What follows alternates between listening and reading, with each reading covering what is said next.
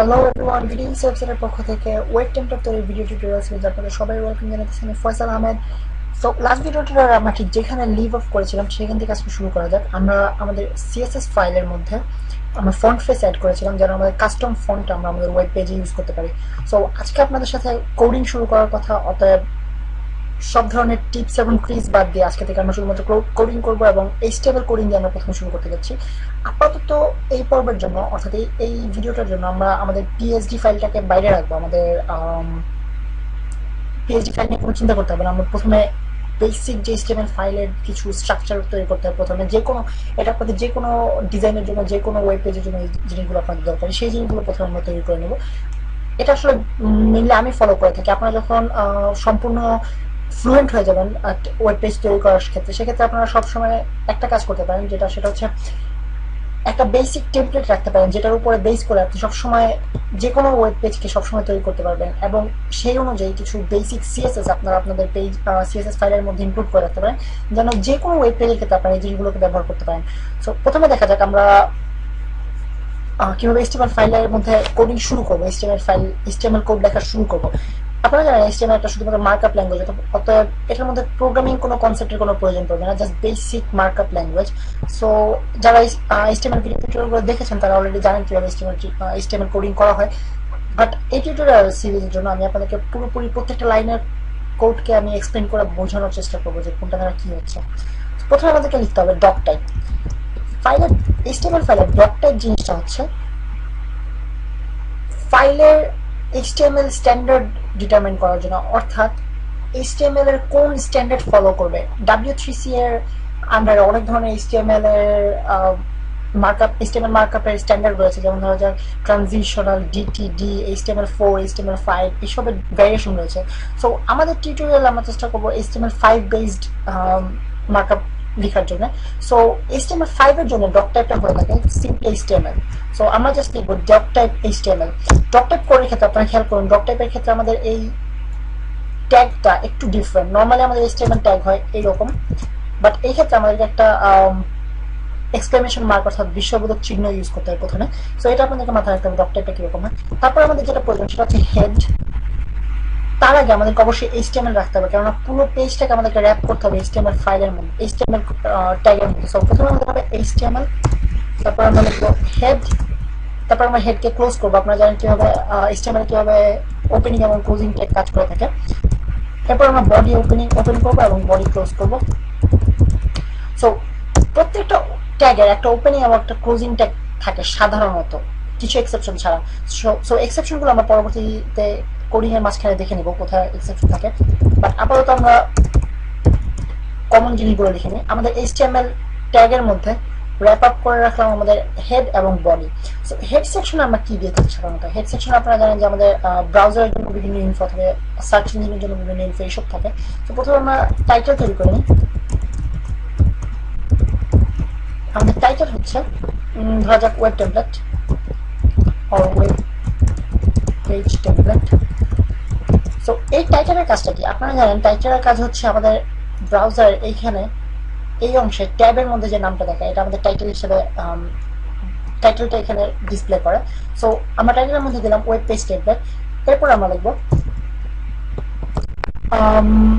Next স্টেপে যাওয়ার আগে আপনাদেরকে একটা জিনিস দেখানোর প্রয়োজন মনে করছি, সেটা হচ্ছে আপনারা অবশ্যই আপনাদের মজিলা যদি ফায়ারফক্স ইউজ করে থাকেন কোডিং এর জন্য, সেক্ষেত্রে আপনাদেরকে অবশ্যই ফায়ারবাগ নামের এই একটা এক্সটেনশন আপনারা ইনস্টল করে নিতে ভুলবেন না। ফায়ারবাগ আপনারা খেয়াল করুন, আমি যখন মাউস হোভার করতেছি এখানে একটা নাম দেখাচ্ছে ফায়ারবাগ।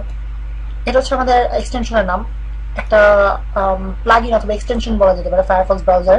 এটার মধ্যে আপনি লাইভ সিএসএস এবং HTML এডিট করতে পারবেন। সো খুবই ইউজফুল। আপনাদেরকে পুরো টিউটোরিয়াল সিরিজে দেখবেন বিভিন্ন জায়গায় আমি এই জিনিসটা ইউজ করতেছি, অতএব প্লিজ একটু কষ্ট করে এই জিনিসটা ইনস্টল করে নেবেন।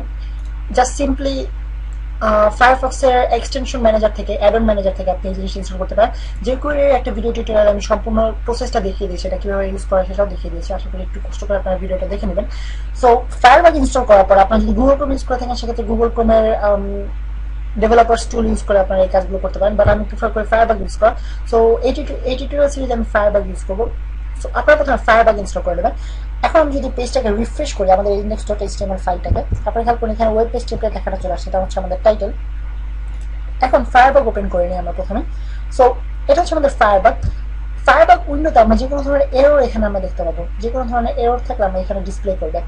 সো আমাদের পেজের মধ্যে আপাতত কোনো এরর নেই। সো আমরা পরবর্তী স্টেজে যেতে পারি। পরবর্তীতে আমরা কিছু মেটা মেটা ইনফরমেশন অ্যাড করতে পারি। তার আগে একটা জিনিস, সেটা হচ্ছে আমরা মেটা টাইটেল এবং অন্যান্য ইনফোগুলো কিভাবে স্ট্যাক আপ করবে, একটা পর একটা কিভাবে লিখবো। আমি প্রিফার করি মেটা সবগুলো একসাথে, মেটা কিওয়ার্ডগুলো একসাথে রাখার এবং আমাদের জাভাস্ক্রিপ্ট ইনক্লুডগুলোকে একসাথে রাখার এবং সিএসএস ইনক্লুডগুলোকে একসাথে রাখার। এটা বিভিন্ন প্রোগ্রামার বিভিন্ন ধরনের ট্রেন্ড ফলো করে থাকে, বাট এটা হচ্ছে আমি প্রিফার করি, তবে আমি এইভাবে করবো। প্রথমে আমি লিখবো মেটা, যে কোনো একটা মেটা কিওয়ার্ড অ্যাড করে দিতে পারে। আমাদের এই ক্ষেত্রে যেটা ইম্পর্টেন্ট সেটা হচ্ছে প্রথমে আমরা এটা দিতে ভুলবেন না, কার্ড সেট। ক্যারেক্টার সেট হচ্ছে এটাকে আমি কার্ড সেট বলি, জানি না আপনারা কি চার সেট বলবেন কিনা, বাট এটা হচ্ছে basically character set. Character set হচ্ছে আমাদের ফাইলের কন্টেন্ট কি ধরনের হবে সেটা ডিটারমিন করে ক্যারেক্টার সেটের মাধ্যমে। সো আমরা এটাকে ইউটিএফ8 সিলেক্ট করে দিই। ইউটিএফ8 মানে হচ্ছে আমাদের বাংলা অথবা যে কোনো ধরনের ইউটিএফ8 মোডের টেক্সট থাকতে পারে। সো এটা হচ্ছে আমাদের একটা মেটা ট্যাগ। সো মেটা ট্যাগ খুব বেশি ইম্পর্টেন্ট না, বাট জাস্ট একটা ডিসপ্লের জন্য আমরা রাখলাম। আপনার মেটা ট্যাগের মধ্যে বিভিন্ন ধরনের সার্চ ইঞ্জিনের জন্য ইনফো রাখতে পারেন, যেমন কিওয়ার্ড, মেটা অথর, এইসব ধরনের ডিসক্রিপশন, এইসব ধরনের মেটা ট্যাগ আপনারা দিতে পারেন, বাট আমি আপাতত এই পর্যন্ত রাখতেছি। তারপরে আমরা অ্যাড করব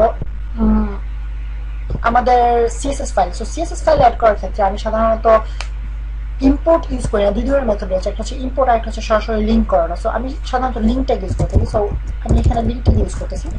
লিঙ্ক href হচ্ছে আমাদের ফাইলের লোকেশন। সো লোকেশন হচ্ছে styles/styles.css এবং আমাদের টাইপ হচ্ছে text/css এবং আরেকটা ট্যাগ আমাদের আরেকটা অ্যাট্রিবিউট আমাদের দরকার পড়ে লিঙ্কের মধ্যে, সেটা হচ্ছে রেল। রেল মানে হচ্ছে আমাদের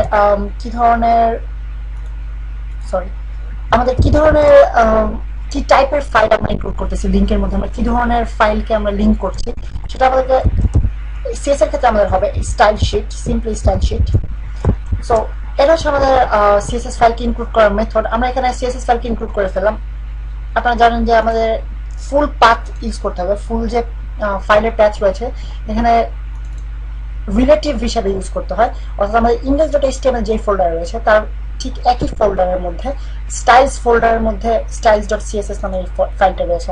এখন যদি আমরা পেজটাকে রিফ্রেশ করি এবং কোনো চেঞ্জ দেখতে পাচ্ছেন না, বাট আমরা যদি শো কোডে যাই আপনারা দেখতে পাবেন সিটের ইউ প্রেস করার মাধ্যমে আপনারা সোর্স কোড দেখতে পারবেন। তো সোর্স কোডের মধ্যে আপনারা দেখতে পাচ্ছেন আমাদের স্টাইল শিটটা চলে আসছে এখানে, এবং আমি যদি এখানে ক্লিক করি আমাদের স্টাইল শিটটা আমরা দেখতে পাচ্ছি, যেটা আমরা একটু আগে এডিট করেছিলাম ফন্ট ফেস অ্যাড করার মাধ্যমে। সো আমরা আমাদের স্টাইল শিটকে অ্যাড করলাম, এরপর আমাদের জাভাস্ক্রিপ্ট ফাইলগুলোকে অ্যাড করা যাবে। সো জাভাস্ক্রিপ্ট অ্যাড করার মেথড কি, এটা আপনাদেরকে যে কোনো ভিডিও টিউটোরিয়ালে দেখানো হয়েছে। তারপর আমি আরেকবার দেখিয়ে দিই। আমরা প্রথমে স্ক্রিপ্ট ট্যাগকে ওপেন করবো এবং ক্লোজ করবো। এরপর এটা টাইপ আমরা দিতে পারি না দিতে পারি, বাট আমি প্রিফার করে দিয়ে রাখা। text/javascript হচ্ছে আমাদের টাইপ, এবং শেষে একটা আমাদেরকে সোর্স অ্যাট্রিবিউট অ্যাড করতে হবে, অর্থাৎ আমরা কোন ফাইলটাকে ইনক্লুড করতে যাচ্ছি সেটা। আপনারা খেয়াল করুন এটা একটা ওপেনিং ট্যাগ আছে এবং একটা ক্লোজিং ট্যাগ আছে, এটা কিন্তু লিঙ্ক ট্যাগের মতো সিঙ্গেল ট্যাগ না।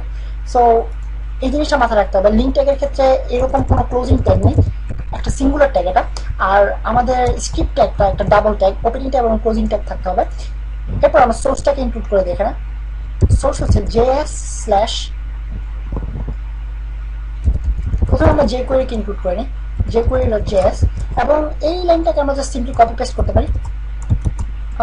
আমাদের সাইকেল প্লাগইনটাকে ইনক্লুড করে নিই, এবং আপনারা চাইলেও করতে পারেন, নাও করতে পারেন। ইজি প্লাগইনটাকে আমি ইনক্লুড করে নিচ্ছি, এবং সবসময় আমাদের প্রয়োজন পড়বে main.js, যেটা আমাদের অ্যাকচুয়াল আমাদের করা কোডিং কন্টেন্ট করবে আমাদের যে ফাইলের মধ্যে, সেই ফাইলটা প্রথম আমরা ইনক্লুড করে নিলাম। সো আমাদের জাভাস্ক্রিপ্ট ইনক্লুড করা হলো, স্টাইল শিট ইনক্লুড করা হলো, মেটা ট্যাগ ইনক্লুড করলাম, আমরা আমাদের ওয়েব পেজে একটা টাইটেল দিলাম। সো এটা হচ্ছে আমাদের মেইন স্ট্রাকচার। এখানে আমরা দেখতে পাচ্ছি যে হেড ট্যাগ রয়েছে, বডি ট্যাগ রয়েছে, HTML ট্যাগ রয়েছে। আরেকটা জিনিস আমি সাধারণত করে থাকি যেটা, সেটা হচ্ছে একটা ডিরেকশন সেট করে দিই, কারণ আপনারা জানেন যে সব ধরনের রিটেন ল্যাঙ্গুয়েজের ডিরেকশন এক হয় না। যেমন ধরো অ্যারাবিয়ান ল্যাঙ্গুয়েজের ক্ষেত্রে ডিরেকশনটা সাধারণত লেফট টু রাইট হয়, বাট এক্ষেত্রে আমরা আমাদের ইংলিশ বেসড, যেহেতু আমাদের ওয়েব পেজটা হবে ইংলিশ অথবা বাংলা বেসড, তো সেক্ষেত্রে আমরা লেফট টু রাইট লিখবো, বাট অ্যারাবিয়ানের ক্ষেত্রে রাইট টু লেফট হয়, সরি। সো এই জিনিসটা আমি সাধারণত ডিটারমাইন করে দিই সাধারণত, বাট আপনারা ইচ্ছা হলে এই জিনিসটা স্কেপ করতে পারেন, খুব বেশি ইম্পর্টেন্ট কিছু না। সো আমি এলটিআর ইনক্লুড করতেছি। ডি ইকুয়ালস টু এলটিআর মানে হচ্ছে ডিরেকশন লেফট টু রাইট, অর্থাৎ আমাদের যে টেক্সটগুলো থাকবে সেগুলো ডিরেকশন হচ্ছে লেফট থেকে রাইটের দিকে পড়া হবে। এরপর আমাদের আরেকটা জিনিস প্রয়োজন, সেটা হচ্ছে ল্যাঙ্গুয়েজ। এই জিনিসটা আপনারা করতেও পারেন, না করতে পারেন, বাট আমি প্রিফার করি করে নেওয়া। সো ল্যাঙ্গুয়েজ টাইপটা আমি ইন ইউএস দিয়ে দিই, অর্থাৎ ইউএস ইংলিশ বেসড হবে। সো এটা হচ্ছে আমাদের এইচটিএমএল ট্যাগের পূর্ণ এইচটিএমএল ট্যাগের ভার্সন, এবং এটা হচ্ছে আমাদের হেড ট্যাগ এবং বডি ট্যাগের ভার্সন। সো হেড ট্যাগের কাজ আমাদের মোটামুটি শেষ, এখানে আমাদের আর তেমন কিছু ইনক্লুড করার প্রয়োজন পড়বে না। আরেকবার চেক করার জন্য আপনারা সোর্স কোড দেখে নিতে পারেন যে সবগুলো ফাইল ইনক্লুড হলো কিনা। style.css included, jQuery.js included, cycle.js included, easing.js included, এবং সবশেষে main.js, যদিও ফাইলটা এমটি, বাট আপনারা দেখতে পাচ্ছেন এই ফাইলটা অ্যাকচুয়ালি এক্সিস্ট করে। সো আজকের টিউটোরিয়াল আমি এই পর্যন্ত রাখতে চাচ্ছি। আমাদেরকে পরের টিউটোরিয়ালে কিভাবে আমরা বডি ট্যাগের মধ্যে আমাদের অ্যাকচুয়াল এলিমেন্টগুলো তৈরি করা শুরু করব, এবং কিভাবে পিএইচডি এর সাথে রিলেটেড করে আমরা আমাদের পেজটাকে তৈরি করা শুরু করব, কোড করা শুরু করব মার্কআপ ল্যাঙ্গুয়েজের মাধ্যমে, সেই সম্পর্কে আপনার পরবর্তী টিউটোরিয়ালগুলোতে দেখানো হবে। সেই পর্যন্ত সাইন অফ করতেছি আমি ফয়সাল আহমেদ ফ্রম